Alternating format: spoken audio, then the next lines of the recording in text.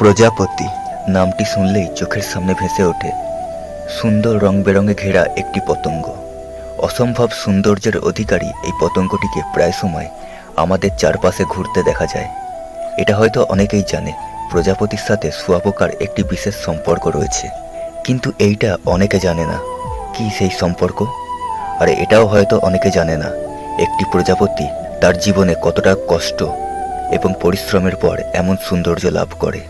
নমস্কার আমার প্রিয় বন্ধুরা, সবাই কেমন আছেন? আশা করি সবাই ভালো আছেন। বন্ধুরা, আজকে আমরা আলোচনা করব প্রজাপতির জীবনচক্র নিয়ে, তাই ভিডিওটা শেষ পর্যন্ত দেখুন। আর যদি ভালো লাগে অবশ্যই একটা লাইক দেবেন, আর এরকম আরও রহস্য রোমাঞ্চর ভিডিও পেতে এই চ্যানেলটিকে সাবস্ক্রাইব করে রাখুন। তাহলে চলুন এবার ভিডিওটা শুরু করা যাক।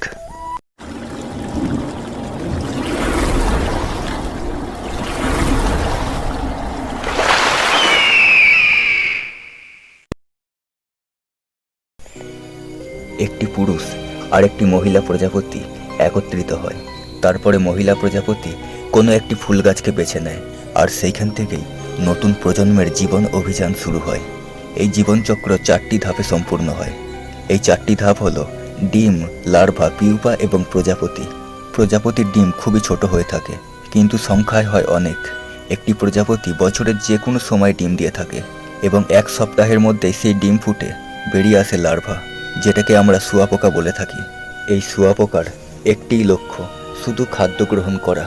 তাই সেই লার্ভা ডিম ফুটে বাইরে এসেই সেই ডিমের খোলাটাকেই খেতে শুরু করে। এরপর সেই পাতাটিকে খেয়ে ফেলে যে পাতার মধ্যে ডিম ফুটে তারা বেরিয়েছিল।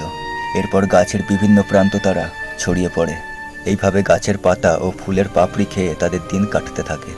এখানে যে যত বেশি খাবার খেতে পারবে তার সাইজ ততটাই বড় হবে। একটি শুঁয়াপোকা তার জীবন দশায় 4 থেকে 5 বার খোলস পরিবর্তন করে। যত বেশি খোলস পরিবর্তন করবে ততই তাদের আকার বৃদ্ধি পাবে। এরপর সেই লার্ভাটি অর্থাৎ সেই শুঁয়াপোকাটি একটি পিউপায় পরিবর্তন হয়। তার আগে শুঁয়াপোকাটি তার লালা দিয়ে মাকড়সার জালের মতন তৈরি করে নিজেকে গাছের ডালে কিংবা শক্ত কোনো জায়গায় ভালো করে জড়িয়ে নেয়, যাতে করে ঝড় বৃষ্টি বা কোনো কারণেই সে ওখান থেকে পড়ে না যায়। এবং শেষবারের মতন সেই শুঁয়াপোকাটি একবার খোলস পরিবর্তন করে। এরপর পুরোপুরিভাবে পিউপায় পরিবর্তন হয় এবং এইভাবে কেটে যায় প্রায় 1 মাস। এরপর সেই পিউপার মধ্যে নড়াচড়া শুরু হয়। এর মানে তার ভিতরে প্রজাপতি তৈরি হয়ে গেছে, এবার বাইরে আসার অপেক্ষা। এর 2 থেকে 1 দিনের মধ্যেই বেরিয়ে আসে একটি সুন্দর প্রজাপতি। বাইরে আসার ঘণ্টাখানেকের মধ্যেই তার 2টি ডানা বিকশিত হয়ে যায়। এরপর সেই 2টি অপরূপ ডানার সাহায্যে নতুন জীবনের অন্তিম উদ্দেশ্যে রওনা হয়। তাহলে আমার প্রিয় বন্ধুরা, আপনারা বুঝতেই পাচ্ছেন একটি প্রজাপতি এমন একটা সুন্দর জীবন পাওয়ার আশায় কতটা কষ্ট করে থাকে। আপনারা হয়তো ভাবছেন এত কিছুর পরে প্রজাপতিটা হয়তো নতুন এক জীবন পেল, কিন্তু না বন্ধুরা, এইটা তাদের অন্তিম জীবন। তারা জীবনের 75% লার্ভা এবং পিউপা হয়েই কাটিয়ে দিয়েছে, আর এইটা তাদের সঙ্গী খোঁজা এবং বংশ বিস্তারের অন্তিম এক সময়। সারা জীবন দুঃখের পর এমন সৌন্দর্য ঘেরা একটি জীবন হয়তো সহ্য হলো না বিশ্ববিধাতার।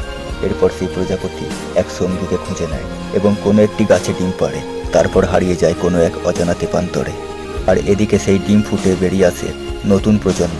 এইভাবে হাজার হাজার বছর ধরে এই প্রজাপতি টিকে রয়েছে এই পৃথিবীতে, আর ভবিষ্যতেও থাকবে, ঠিক যেন এই মহাবিশ্বের এক একটি অলংকার। তাহলে বন্ধুরা, এই প্রজাপতির জীবনচক্র আপনাদের কেমন লাগলো আমাকে অবশ্যই কমেন্ট করে জানাবেন।